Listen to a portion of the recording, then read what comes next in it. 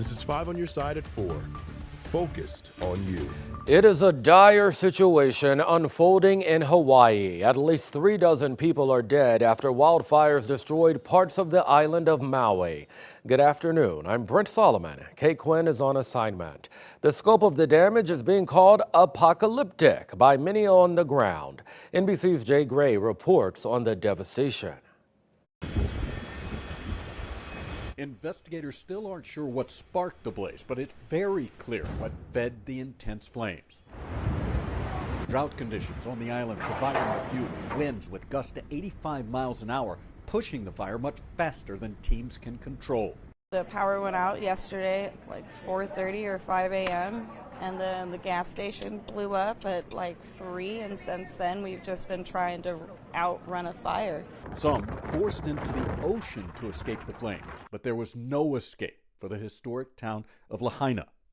It looked as if it's just the whole town was devastated, the whole town was decimated. Like many areas across the island, where all that's left is rubble and ash. The firestorm pushing hundreds into shelters, most with only a few things they could carry during their rush to safety. Local people have lost everything.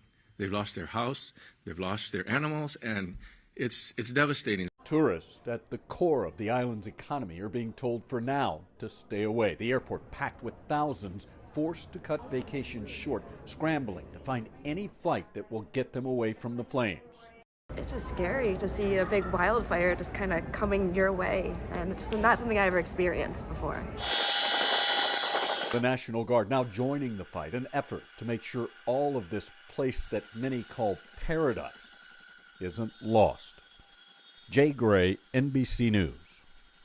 And Weather First meteorologist Gary Frink joins us now with a closer look at those wildfires in Hawaii. You know, Gary, the high winds are really being blamed as a factor here. Yeah, and it's how did we get here? You know, you talk about how it relates to the hurricane, and that didn't make a lot of sense to most people, but I want to explain that. Here's where the hurricane went and moved over the last 36 to 48 hours. You can see how it tracked south of Hawaii, so obviously no rain there, but it's a matter of the pressure gradient. We have this high to the north and this low, which is the hurricane to the south, and the strong, intense pressure gradient created the ability for gusty wind. And then you also look at some of the localized conditions. Not only do we have this wind direction, and I zoom in, you can see where that wind comes right off the elevations of the mountains here into Lahaina. And that's where those winds, not only locally gusty, but then they start to pick up. They're dry. Areas are so dry right now. We have the drought monitor for Lahaina, and we're kind of familiar with this locally, right? We have from dry to severe drought all the way into these areas specifically. So you combine with that, with some of these fires starting to create their own localized weather conditions, those gusty winds coming off the mountain,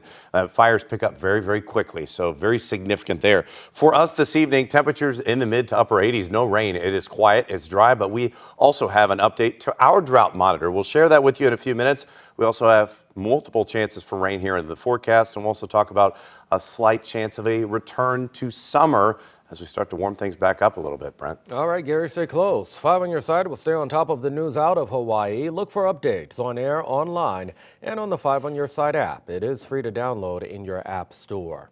Developing right now, St. Louis County Police investigating a possible double murder-suicide. Officers made a welfare check at a home on Glandor Drive. This was just before 11 this morning. They found 2 women and a man dead from gunshots. Investigators believe the man shot the 2 women before shooting himself. The victims have not been identified. We have a crew on scene, and we'll have updates on air on KSDK.com and on the 5 on your side app. The St. Francis County Sheriff's Department says domestic violence led to a deadly shooting in Farmington overnight. Sheriff's deputies were called to a home on Missouri Route H around 2 this morning. They found Jackie Baldwin Jr. dead. He had been shot several times. Baldwin's wife admitted to shooting him after she said he grabbed a gun and threatened to kill her. No charges have been filed at this time. New this afternoon, we're learning more about a late-night city-sponsored teen party that drew a crowd of 300 youth downtown. Police say it consumed their resources, and even some residents are concerned.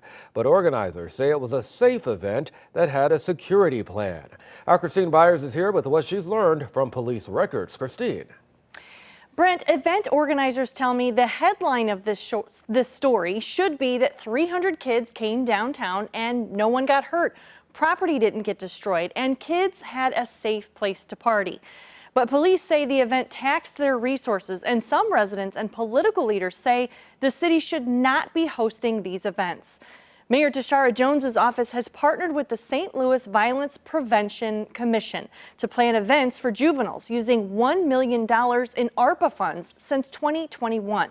This summer, the organization has advertised events downtown for juveniles on Saturday nights since early July. This past Saturday, the event included this musical performance. Police Captain Pierre Benoit said police resources were stretched to manage the crowd when the event ended. Downtown Neighborhood Association member Les Sturman says the events need to stop. The mayor herself has said that teenagers don't belong downtown late at night, and she wouldn't allow her own kids to be downtown late at night. And yet here's the city sponsoring an event that attracts all these kids downtown, and then ends, the supervisory portion of it ended at 11 p.m.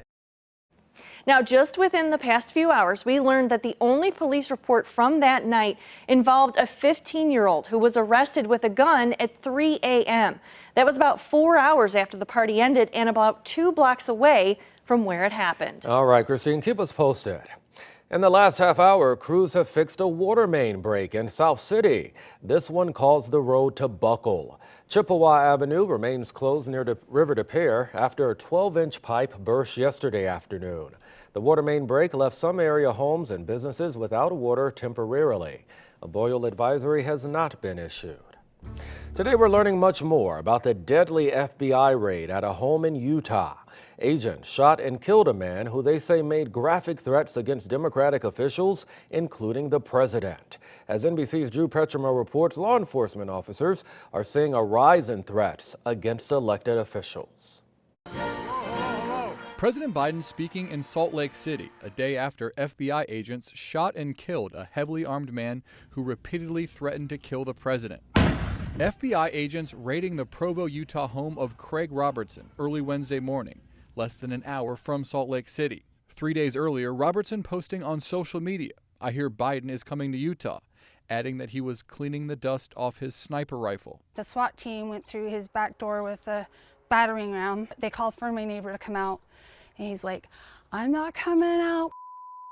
A criminal complaint filed by federal prosecutors details a long history of Robertson's graphically violent social media posts, threatening Democratic officials, along with pictures of an arsenal of high-powered weapons. A self-described MAGA Trumper, Robertson's targets mirror those of former President Trump. Joe Biden is just an incompetent man, and he's crooked as you can be. The targets also include District Attorney Alvin Bragg, who's prosecuting Trump on fraud charges in New York, Attorney General Merrick Garland, and Vice President Kamala Harris. We've seen it before. People incited to violence by someone else's ideology. We saw it in droves on January 6th, right? We saw it at FBI Cincinnati when a man tried to breach the reception room there and died. So it keeps happening, and I'm sorry to say, we may continue to see this happening. The FBI first made contact with Robertson in March. According to the complaint, when they asked about his threats, Robertson shut them down, saying, "Don't return without a warrant." When they did Wednesday morning, officials say Robertson pointed a gun at FBI agents, and they opened fire. Law enforcement appears to be taking these types of threats seriously. Security has been upgraded for a federal judge here in D.C. ahead of a hearing tomorrow in the election interference case against former President Trump.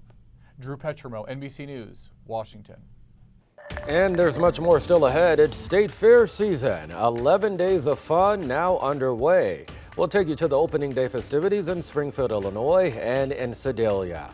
Plus, hidden fees at the restaurant, new service charges that are raising the price of your meals before you even tip.